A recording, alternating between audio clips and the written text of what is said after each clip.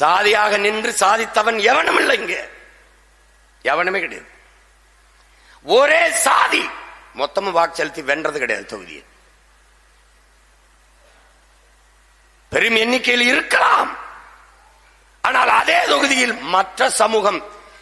மற்ற சமூகம் யாருக்கு வாய்ப்பு தருகிறதோ ஆதரவு கொடுக்கிறதோ அப்போதான் அந்த வெற்றியை தொட முடியும். இதாங்க உண்மை. இப்ப சான்று, நான் ஒரு தொகுதியில் ஒரு மறவர் அவர் கொடுக்கணும், மறவர் குடிக்கு நிறுத்துறேன், அது கல்லறை நிறுத்துறேன், அல்லது நாடாருக்கு நிறுத்துறது, கோனாருக்கு நிறுத்துறேன், முத்தரையரை நிறுத்துறேன். வெறும் எல்லாரும் முத்தரையை தான் போடுவாங்க. அப்ப எப்படி வெல்வது?